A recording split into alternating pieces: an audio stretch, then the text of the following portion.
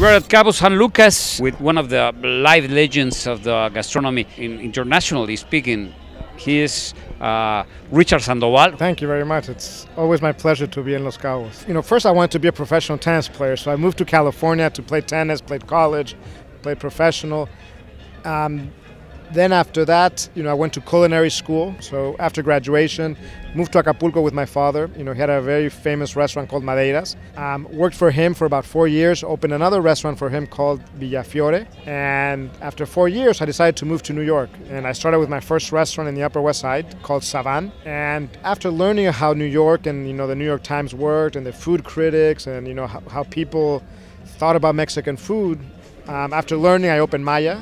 Maya got 2 stars by the New York Times, and it went from doing 45 dinners a night to 250 for over 20 years now. I mean, in the restaurants, you can go up like this, but you can also come down very fast if you're not careful and you don't administer and you don't maintain the quality, the service, the drinks. I mean, you have to be very careful. So I learned that from my father, and that was very, very important part of my success. So today I have 2 corporate offices, one in Washington D.C., one in Denver, that oversees the whole 43 restaurants that we have today. So right now you have in the States and California, Las Vegas, Arizona, Denver, Colorado, Washington D.C., Virginia, and New York.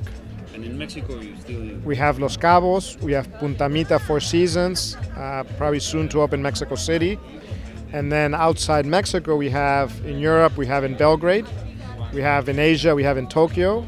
And then in the Middle East, we have Dubai, Qatar, and then soon to open in Saudi Arabia. Talking about Cabo, what do you think about Cabo? I think if people that have not been here should definitely come and see it. It's an incredible, it's paradise. And what I like about Los Cabos is that, it's planned growth. It's with structure, with nice hotels. They reinvest, so they maintain their standards and the quality. So people, will continue to come here. So you have here Toro. It's Toro Gastrobar. It's a restaurant to come and have fun with large groups of people, have great cocktails.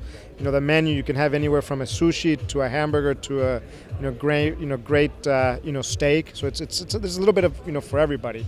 So to me, it's one of my favorite concepts. It's very diverse. And this one that we are here. The Tequila Library, we have one in New York, we have one in Denver. And it's actually one of my favorite concepts. Again, it's based around tequila. And then the menus, it's kind of modern Mexican. We have starters anywhere from a queso fundido to a guacamole with chapulines or bacon. Then we have our tacos. We have about 5 different types, whether it's, sometimes we'll do soft shell crabs, we'll do zarandeado, different types. We're always evolving our taco menu. Then we have our special items, more classics, like a mole poblano, pescado a la talla. So, kind of some classics. And then we have, soups and salads. So it's a fun, but, very heavily influenced by Mexico. I think as we grow older, we want to share our knowledge and our experience with the younger generations. And hopefully they won't make the same mistakes that we made. But, I learned from my failures, not by my successes. So it was always important for me to come back to Mexico to show people that, if you have a dream and you have passion, you can build something special.